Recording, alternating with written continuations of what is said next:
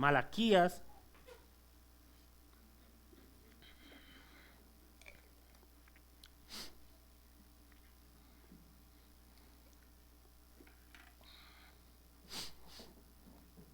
capítulo 4.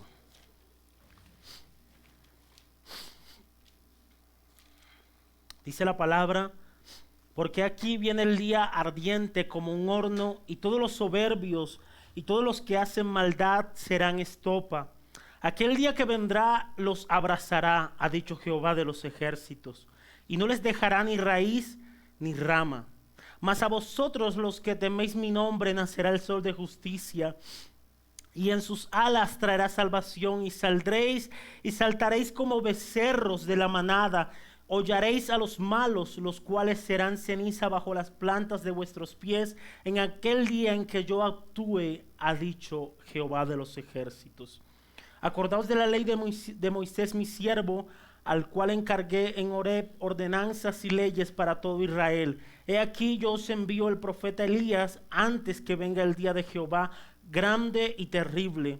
Él hará volver el corazón de los padres hacia los hijos y el corazón de los hijos hacia los padres, no sea que yo venga y hiera la tierra con maldición. Hace 8 días, mis hermanos, les contaba que por la gracia de Dios tuve la oportunidad de ir a un lugar en Santander, cerca de Curití, Santander, llamado la Cueva de la Vaca. Ya habíamos pagado el plan, así que mi esposa no tenía opción. Tenía que teníamos que sumergirnos en el agua y como 5 metros y ya salir dentro de la cueva. Y tendríamos que volver a salir por ese mismo lugar porque no tiene salida, no hay otro lugar para salir. Así que nos metimos en aquel lugar con un guía llamado Manolo. Recorrimos la cueva, a paso de guía son 17 horas, pero nosotros recorrimos como la primera parte, que eran 3 horas. Así que recorrimos la cueva, muy bonita, cascadas, un tobogán natural, bien chévere, algo muy diferente para un costeño. Así que vimos todo eso, pero al regresar, mis hermanos, al inicio nos habíamos pasado un lugar especial. Era como un salón de cristal hermosísimo, mi hermano. Así que hicimos el recorrido, sin embargo, Manolo nos dijo, quería dejar a propósito este lugar para el final del recorrido. Así que usamos esta ilustración, mis hermanos, para decir que hace 8 días íbamos a hacer un recorrido por el capítulo 4, al igual que nos hizo Manolo en aquel día a mi esposa y a mí, pero que al final nos íbamos a detener en un puntico, en cierto lugar, mis hermanos. Y con la ayuda del Señor lo vamos a cumplir. Así que quiero detenerme, o quiero que nos detengamos, mis hermanos, en ese primer versículo. Hablar de una manera particular acerca del gran día del Señor, del día ardiente del Señor. Y lo primero que quiero que tengan en mente, mis hermanos, es que Dios principalmente no está hablando a los mundanos. Dios en Malaquías no se está dirigiendo principalmente a los paganos, a los mundanos, a las naciones vecinas. Dios en Malaquías principalmente se está dirigiendo a ¿quiénes, mis hermanos? A su pueblo. Y dirigiéndose a su pueblo les advierte, les habla del terrible y gran día del Señor. Así que hoy, con la ayuda del Señor, vamos a extender un poco el pensamiento, vamos a detenernos un poco sobre el concepto del día del Señor. Y este tema lo veremos en 3 puntos grandes. El primer punto, para los que están tomando notas, será el origen del día del Señor. El segundo punto será ¿qué es el día del Señor? Primer punto, el origen del día del Señor. Segundo punto grande, ¿qué es el día del Señor? Y tercer y último punto, el día del Señor y Jesucristo. El día del Señor y Jesucristo. Mi esposa se burlaba de esta mañana de mí cuando repasaba el mensaje y se lo leí. Me dije, amor, eso es muy obvio. Bueno, a mí me gustan las cosas que son muy obvias, porque podemos ver las maravillas del Señor en esas cositas. Así que de esa manera, mis hermanos, estaremos desarrollando este tema. Quiera Dios ayudarnos de una manera especial. Así que primer punto, mis hermanos, origen del día del Señor.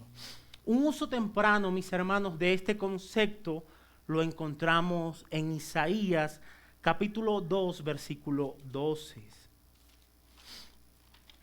Isaías, un uso temprano, muy temprano de este concepto, lo encontramos en Isaías capítulo 2, versículo 12.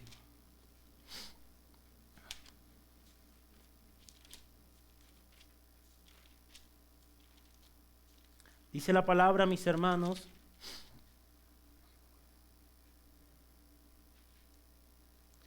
Isaías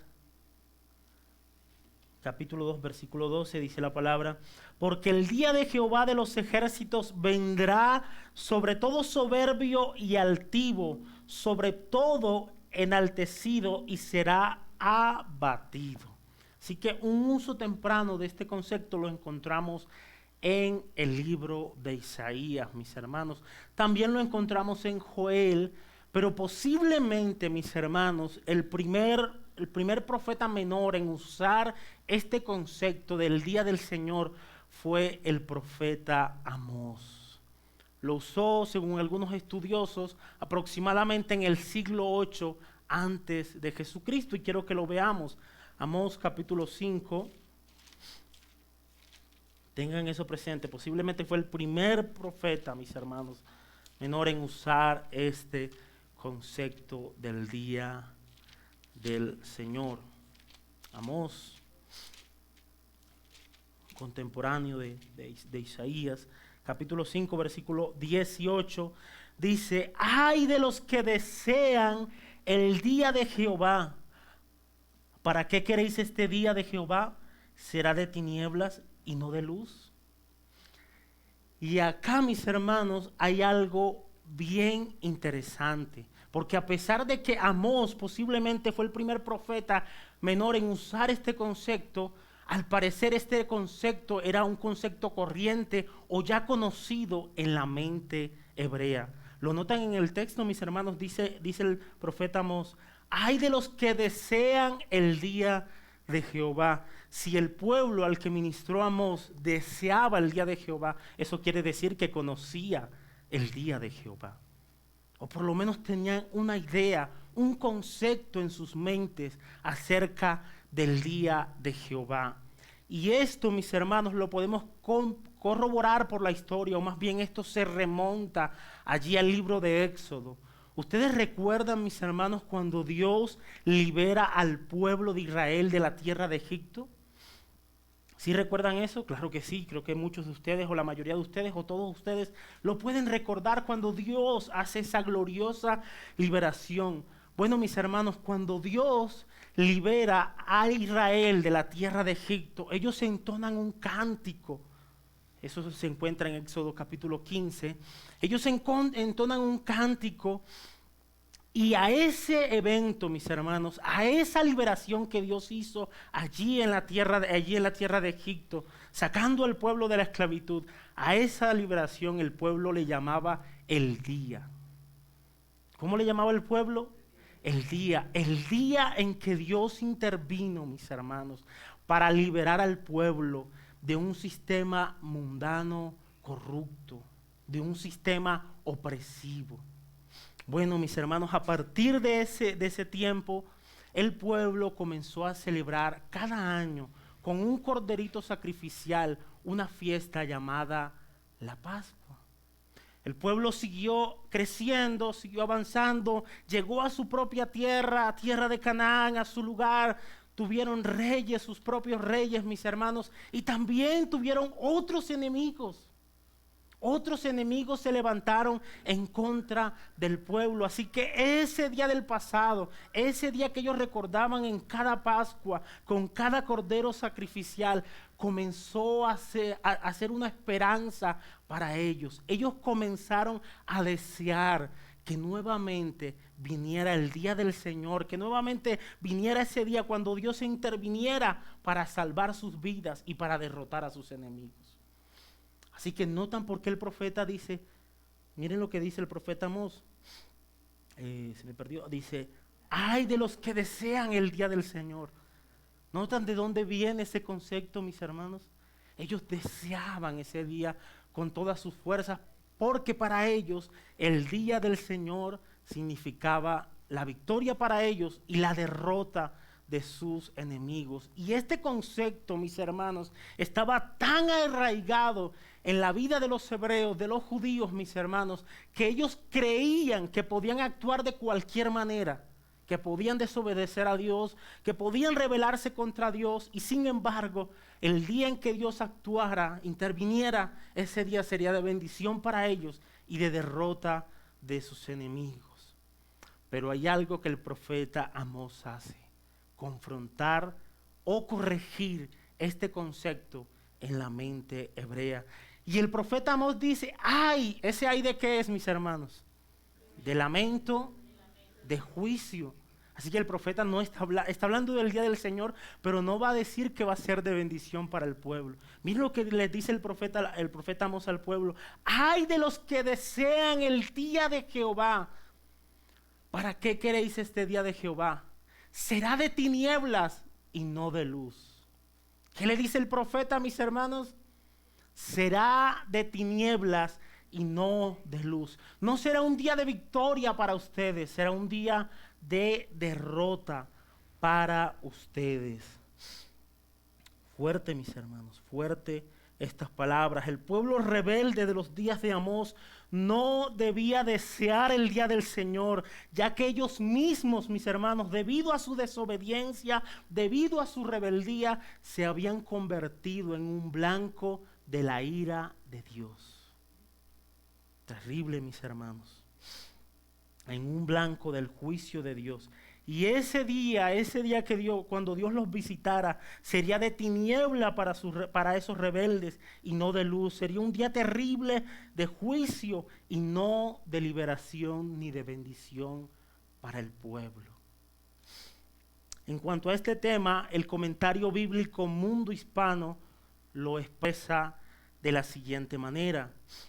Dice este comentario: el día de Jehová, esta expresión que a lo largo de su trayectoria fue siendo cargada de contenido escatológico, es básicamente un término de grado superlativo. El día de Jehová o el día de Dios significa originalmente el gran día. ¿Recuerdan que cómo le llamó el pueblo a ese día de liberación? El día, el gran día, el día. En la expectativa de la generalidad del pueblo, los habitantes de Israel lo concebían como el gran día en que se consumaría la victoria del pueblo sobre todos sus enemigos. Luego vino Amós a dañarles ese concepto.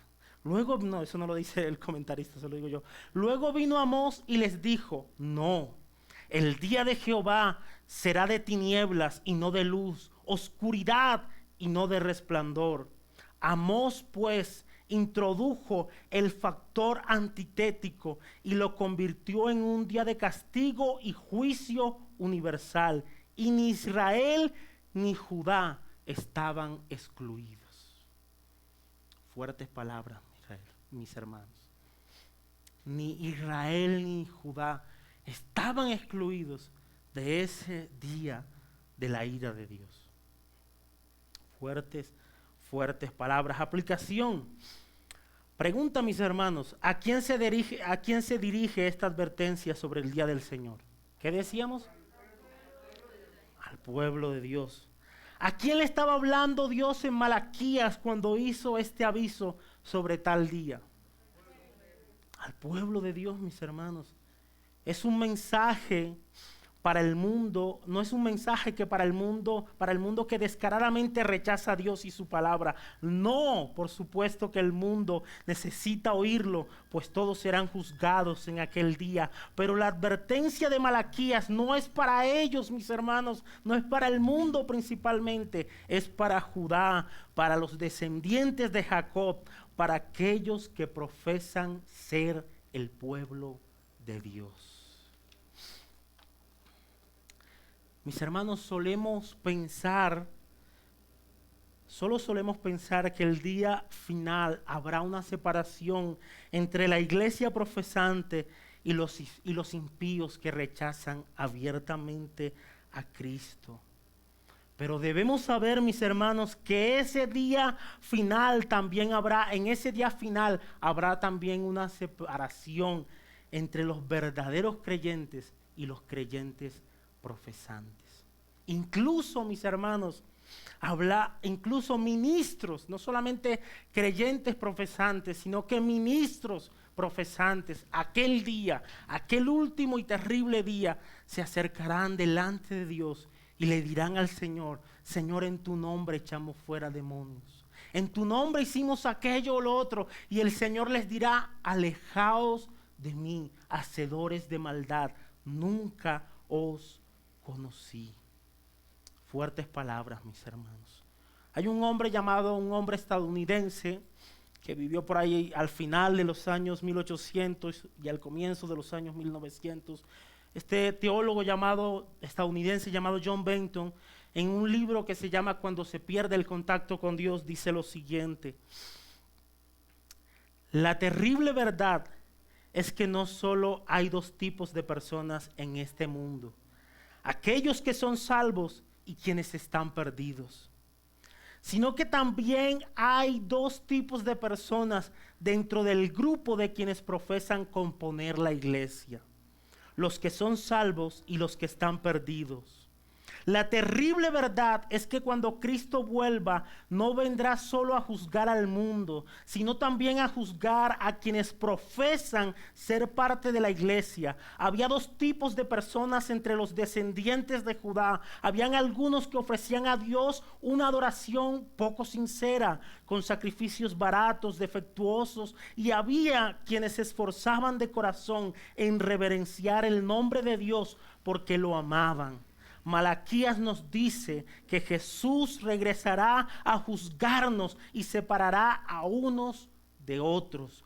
Muchos son los que neciamente esperarán llegar al cielo y nunca entrarán en él, porque aún con toda su religiosidad nunca tuvieron fe ni amor a Jesús.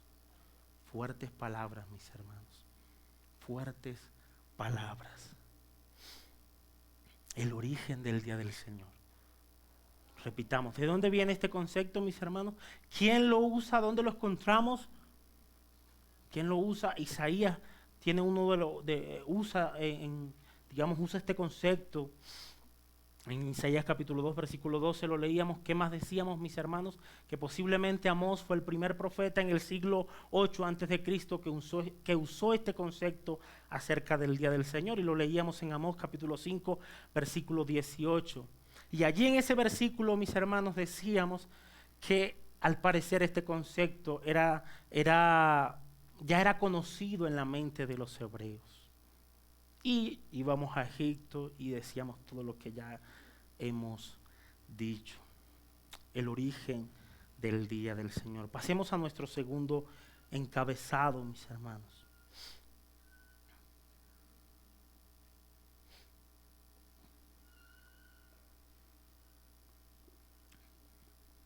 ¿Qué es el día del Señor? ¿Qué es el día del Señor? Bueno, mis hermanos, primero que todo, el día del Señor no hace referencia a un periodo cronológico como tal. No es que esto va a suceder en el 2022, no hace referencia a eso como tal, y no necesariamente hace referencia a un cumplimiento escatológico. También tiene un cumplimiento histórico, como lo vamos a ver ahorita.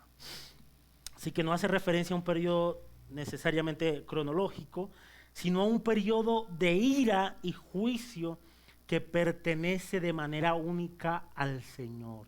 ¿A qué hace referencia, mis hermanos, el día del Señor? A un periodo de ira y juicio que pertenece de manera única al Señor.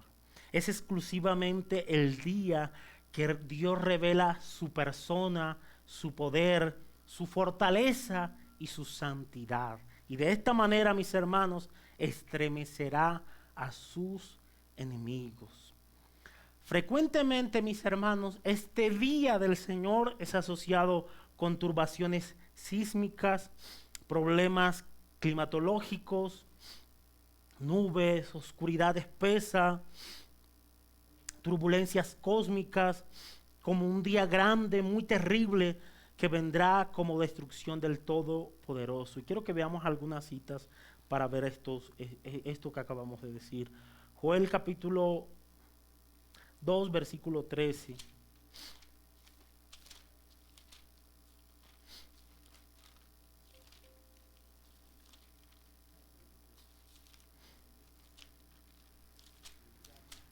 Pasé. Sí, señor.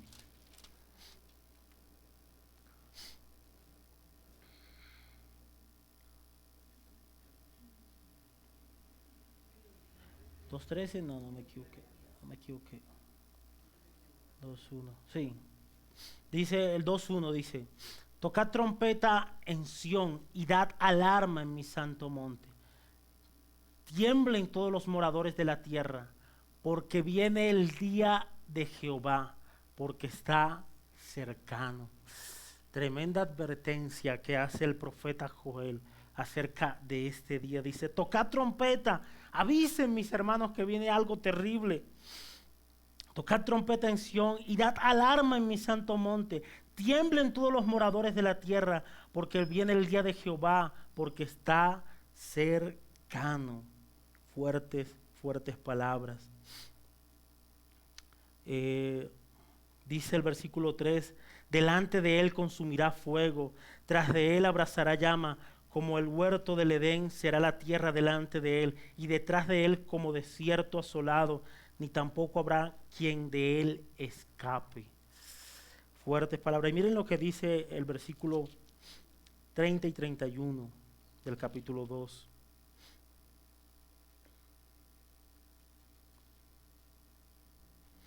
Hablando del día del Señor, esto entra dentro del concepto del día del Señor también, o de ese día terrible que vendrá. Y después de esto derramaré mi espíritu sobre toda carne, y profetizarán vuestros hijos y vuestras hijas, y vuestros ancianos soñarán sueños, vuestros jóvenes verán visiones, también sobre todos los siervos y sobre las siervas derramaré mi espíritu en aquellos días. Ahora sí, bajo la velocidad. Y daré prodigios en el cielo y en la tierra, sangre y fuego, columnas de humo. El sol se convertirá en tinieblas y la luna en sangre, antes que venga el día grande y espantoso de Jehová. Noten, mis hermanos, las turbaciones sísmicas que habrán en ese día terrible del Señor, en ese día escatológico del Señor. Será un día grande, muy terrible, mis hermanos. Joel 2, versículo 11. Jehová dará su orden delante de su ejército, porque muy grande es su campamento, fuerte es el que ejecuta su orden, porque grande es el día de Jehová y muy, ¿qué dice, mis hermanos? Y muy terrible, ¿quién podrá soportarlo? Fuertes palabras, mis hermanos, fuertes palabras. Joel capítulo 1, versículo 15. Dice: ay del día, porque cercano está el día de Jehová, y vendrá como destrucción por el Todopoderoso. Imagínense, será una destrucción, pero esta destrucción será ¿por quién, mis hermanos? Por el Todopoderoso, por el Todopoderoso. Recuerden que este día de juicio, este día de ira, pertenece de manera única ¿a quién? Al Señor, mis hermanos. De manera única, exclusiva al Señor. Él revelará su ira, Él revelará su justicia, su santidad, su poder, mis hermanos, y derrotará a sus enemigos. En el Antiguo Testamento, la expresión el día de Jehová puede referirse a un evento histórico particular o a la batalla escatológica que pondrá fin a la era presente. En él se encuentran los siguientes elementos. A veces, mis hermanos, el día de Jehová implica el juicio del pueblo de Dios, en el que se incluye el reino del norte, que cayó a manos de Asiria. ¿Recuerdan, mis hermanos, cuántas veces en el estudio de los profetas menores el Señor le advertía al pueblo que si no se arrepentía vendría un día de ira sobre ellos? Y sobre el reino del norte vino ese día de ira, mis hermanos. Recuerden que el reino del norte cayó bajo ¿quiénes? Bajo los asirios, y fueron arrasados. ¿Y de qué manera, mis hermanos? Y no solamente el reino del norte, mis hermanos. Dios también les advirtió al reino del sur que vendría un día de ira, un día histórico que tuvo su cumplimiento allí en la historia sobre el reino del sur si no se arrepentían. ¿Y se cumplió, mis hermanos? Sí, bajo los babilonios. Los babilonios vinieron y arrasaron con el reino del sur de una manera impresionante. Y quiero que leamos una cita. En Lamentaciones capítulo 1, versículo 12.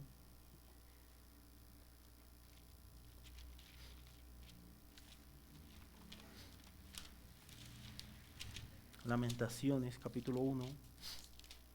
Para que vean esto que pasó con el reino del sur en manos de los babilonios.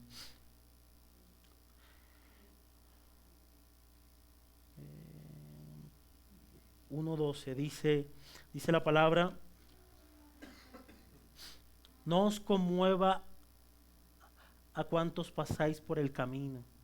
No os conmueve a cuantos pasáis por el camino. Mirad y ved si hay dolor, como mi dolor que me ha venido, porque Jehová me ha angustiado en el día de su ardiente furor. ¿Qué había hecho el Señor con el reino del sur, mis hermanos? Lo había angustiado en el día de su ardiente furor. 2:1. La Biblia de Reina Valera tiene por título: las tristezas de Sión vienen de Jehová. Interesante. ¿Cómo oscureció el Señor en su furor a la hija de Sión? Derribó del cielo a la tierra la hermosura de Israel, y no se acordó del estrado de sus pies en el día de su furor. Fuertes palabras, mis hermanos. Y esto está apuntando a un cumplimiento histórico del día del Señor. Y a veces también este castigo, mis hermanos, se presentará en el contexto de un juicio más amplio y mundial sobre todas las naciones.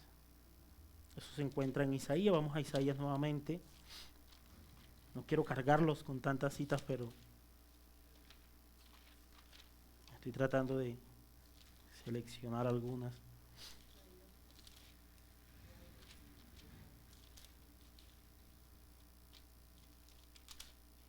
Isaías 2, versículo 12, dice: porque día de Jehová de los ejércitos vendrá sobre todo soberbio y altivo, sobre todo enaltecido, y será abatido. Esto apunta ya a un juicio más general, más mundial, mis hermanos. El día de Jehová a menudo incluye el juicio contra las naciones extranjeras. Eso lo vemos con Babilonia. Dios trajo juicio con Babilonia, cayó bajo los medopersas. Dios también trajo juicio sobre Egipto, mis hermanos, y Dios al final traerá juicio sobre todas aquellas naciones rebeldes que se levantarán en contra del Señor. Tengo algunas citas, pero ya no las vamos a leer. Así que este día, mis hermanos, no solamente apunta a un día escatológico, sino que también tiene su cumplimiento histórico, y lo acabamos de ver. Con el mismo pueblo, con el mismo reino del sur, con el reino del norte, pero aunque no tuvimos tiempo, también lo vimos con Babilonia, con Asiria, con Egipto. Dios también trajo juicio sobre ellos de una manera bien terrible, mis hermanos. Y al final Dios también traerá juicio sobre todas aquellas naciones rebeldes que se rebelen, valga la redundancia, en contra del Señor. Tercer punto, tercer y último punto, mis hermanos. Y espero que el Señor me dé la gracia para poderles hablar de este mundo, el cual mi esposa me decía, es obvio. El día del Señor y Jesucristo. El día del Señor y Jesucristo. El día del Señor, mis hermanos, obviamente no es posible sin Jesucristo. De hecho, el último y gran día del Señor vendrá ¿con quién, mis hermanos? Con la segunda venida de Jesucristo. Es más, mis hermanos, en un sentido, el día del Señor hizo su entrada en este mundo con la primera venida de Cristo. John Benton lo expresa de la siguiente manera: en un sentido muy real, el ministerio de Juan el Bautista, al preparar a la nación para el ministerio de Jesús, preparaba también a la gente para el día del Señor. Pues en cierto sentido, el último día, el día del juicio, salió a la luz e hizo su entrada en la historia con la venida o con la primera venida de Cristo. Y hay una cita en el Nuevo Testamento que comprueba esto, mis hermanos. Miren lo que dice Juan, capítulo 3, versículo 18. Vamos a ver si lo leemos hasta el 21. Juan, capítulo 3.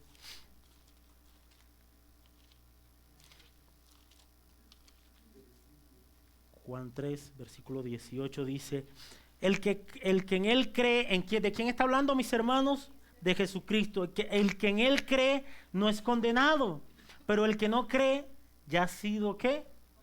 Condenado, porque no ha creído en el nombre del unigénito Hijo de Dios. Y esta es la condenación, que la luz vino al mundo y los hombres amaron más las tinieblas que la luz, porque sus obras eran malas. Porque todo aquel que hace lo malo aborrece la luz y no viene a la luz, para que sus obras no sean reprendidas. Mas el que practica la verdad viene a la luz, para que sea manifiesto que sus obras son hechas en Dios, mis hermanos. Al recibir o rechazar al Señor Jesucristo, la gente está pronunciando su propio veredicto, mis hermanos, del día del juicio. Si rechazan a Cristo, ¿qué pasa? Si creen en Cristo, ¿qué va a pasar, mis hermanos? Serán salvos, ya somos salvos, podemos decirlo. Pero le dice la Biblia que el que rehúsa creer, ¿y cuál es la condenación? Que la luz vino al mundo y los hombres ¿qué? Amaron más las tinieblas que la luz. ¿Notan, mis hermanos, cómo este día final hace su entrada con la primera venida de Cristo? Y cómo esto, el rechazar o el aceptar a Cristo, determina el veredicto final en ese día del juicio, en ese día terrible, mis hermanos. Pero permítanme hacer una relación, mis hermanos. Permítanme hacer una relación del origen del día del Señor con el último día del Señor. Habíamos dicho, mis hermanos, que el pueblo, cuando fue liberado por el Señor allí en la tierra de Egipto, le llamó a esa intervención divina. ¿Cómo le llamó? El día en que Dios actuó para liberar a su pueblo de sus enemigos, de la opresión mundana, corrupta, opresora. Y ese día, a partir de ese día, los judíos comenzaron a sacrificar un corderito cada año, mis hermanos, para recordar ¿qué? Para recordar la liberación que Dios hizo en tierra de Egipto. A medida que avanzó el tiempo, Israel tuvo su propia tierra, sus propios reyes, pero vinieron otros enemigos, peores quizás que Egipto. Y ellos comenzaron a anhelar nuevamente el día del Señor. Y no quiero que olviden eso, mis hermanos. No quiero que olviden eso, porque, mis hermanos, vendrá un día, un último y gran día, donde Dios intervendrá, mis hermanos, para traer liberación al verdadero Israel, que es la iglesia de Jesucristo. Y me parece impresionante, y yo creo que todos ustedes están de acuerdo conmigo, en que el libro de Apocalipsis apunta al último y gran día del Señor. Y cuando vamos al libro de Apocalipsis, mis hermanos, me llama la atención porque el libro de Apocalipsis no presenta al Jesucristo victorioso como una película de Hollywood nos podría presentar en esta época. Apocalipsis no presenta al victorioso Jesucristo como un guerrero rodeado de ejércitos con un arsenal tremendo para derrotar a los enemigos. No lo presenta de esa manera. Miren, recuerden el origen del día del Señor y cómo ellos comenzaron a sacrificar un cordero pascual. Y esto lo llevaba a tener la esperanza de que vendría un día Dios y actuaría para liberarlos. Bueno, mis hermanos, miren cómo presenta Apocalipsis al Jesucristo victorioso. Apocalipsis, y esto impactó mi vida, mis hermanos, de una manera impresionante. Apocalipsis, capítulo 5, versículos 1 al 6, dice la palabra: y vi en la mano derecha del que estaba sentado en el trono un libro escrito por dentro y por fuera, sellado con 7 sellos, y vi a un ángel fuerte que pregonaba a gran voz: ¿quién es digno de abrir el libro y de desatar sus sellos? Verso 3, y ninguno, ni en el cielo, ni en la tierra, ni debajo de la tierra podía abrir el sello, ni aún mirarlo. Y lloraba yo mucho, porque no se había hallado ni a ninguno digno de abrir el libro, ni de leerlo, ni de mirarlo. Y uno de los ancianos me dijo: no llores, he aquí el león de la tribu de Judá, la raíz de David. ¿A qué, mis hermanos? Ha vencido para abrir el libro y desatar sus 7 sellos. Y miren lo que mira Juan, miren lo que ve Juan, mis hermanos. Miren lo que ve Juan. Y miré y vi en medio del trono y de los 4 seres vivientes y en medio de los ancianos estaba en pie un cordero como inmolado, que tenía 7 cuernos y 7 ojos, y los cuales son los 7 espíritus de Dios enviados por toda la tierra. Mis hermanos, lo que ve Juan en el libro de Apocalipsis no es a un guerrero. Lo que Apocalipsis presenta, o la manera en que Apocalipsis presenta al Cristo victorioso, no es como un guerrero poderoso rodeado de armas. Lo que Apocalipsis presenta, lo que ve Juan, mis hermanos, es un cordero manchado de sangre. Es un cordero pascual. ¿No les parece interesante todo eso, mis hermanos? ¡Wow! Glorioso. Bendita cruz. Bendita sangre, mis hermanos. Pero eso no lo es todo. Eso no lo es todo. Al final, mis hermanos, cuando viene Cristo montado en su caballo blanco para derrotar a sus enemigos, miren lo que dice Apocalipsis. Miren lo que dice Apocalipsis, interesante, mis hermanos, 19. Apocalipsis 19, 11 al 13. Wow.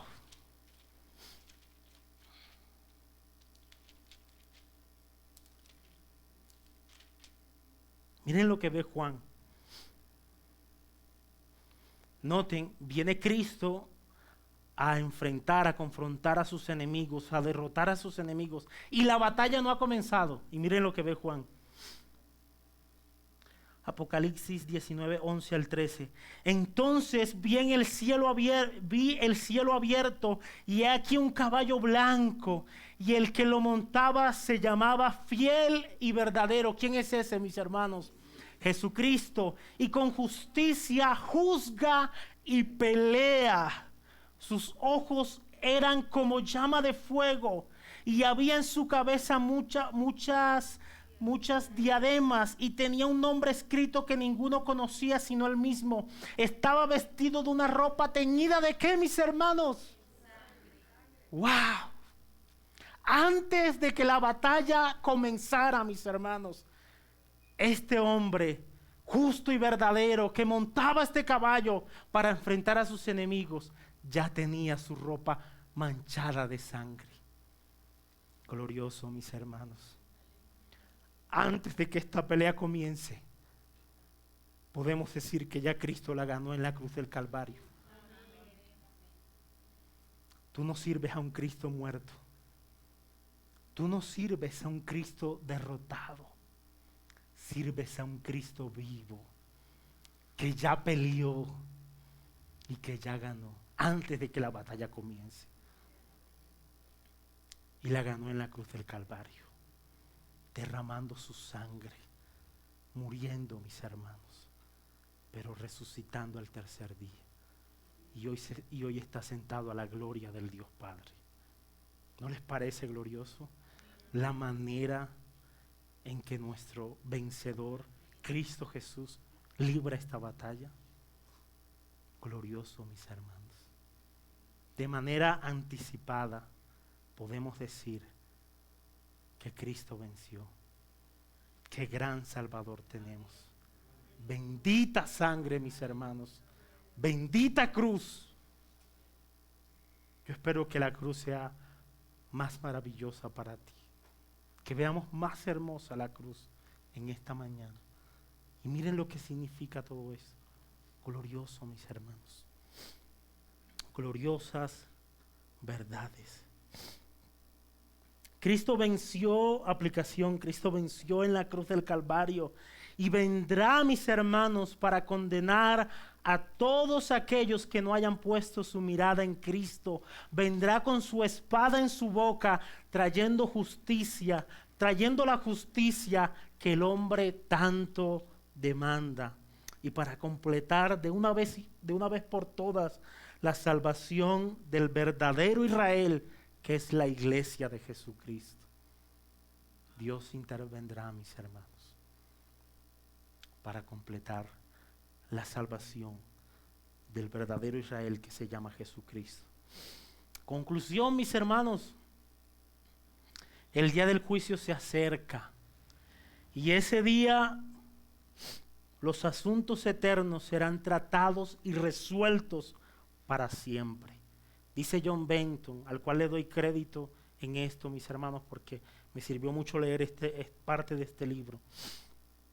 Dice: apartaos de mí, nunca os conocí. No hagamos que nuestras almas, dice John Benton, ¿quién por tanto puede describir lo que se sentirá al oír al Salvador decir: apartaos de mí, nunca os conocí? Terrible, mis hermanos. No hagamos que nuestras almas corran ese riesgo. Nosotros profesamos ser la iglesia del Señor, pero somos del pueblo del Señor. Nuestro nombre está en la lista de los miembros de nuestra iglesia, pero está en el libro de la vida del Cordero. Está allí, mis hermanos. Dios nos ayude a ser su verdadero pueblo y a comportarnos como tal.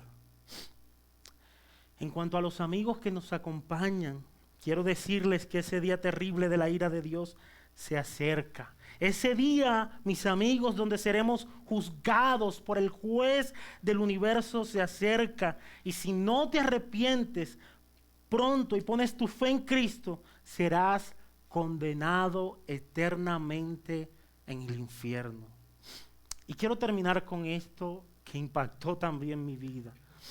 John Benton, en su libro Cuando se pierde el contacto con Dios, en cierto momento él tiene en su mano un CD y escucha a cierto predicador. Y este predicador, mis hermanos, lleva a la congregación por un viaje imaginario al infierno.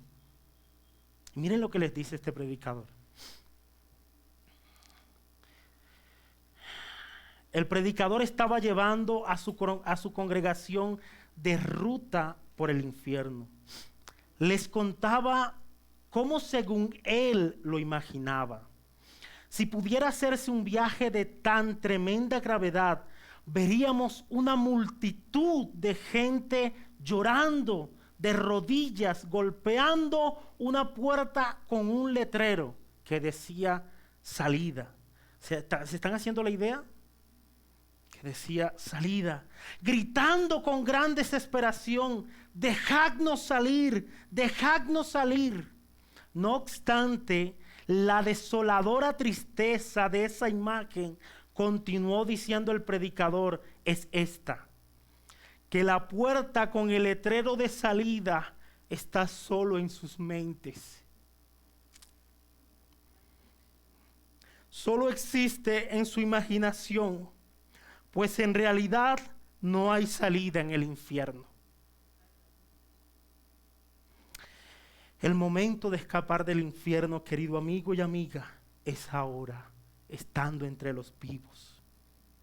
Arrepiéntete y pon tu mirada en Cristo. Dios les bendiga y les guarde. Gracias, Señor, por tu bendita palabra, por tan tremendas, consoladoras palabras, Señor. Te bendecimos y te adoramos.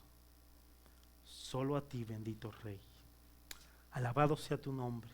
Permite que esto sea un gran aliciente para nuestras almas y una gran confrontación para nuestras almas también. Ayúdanos a vivir a la altura de nuestro llamamiento. Te lo pedimos, Señor, en los méritos de Cristo, y te damos gracias. Amén y amén.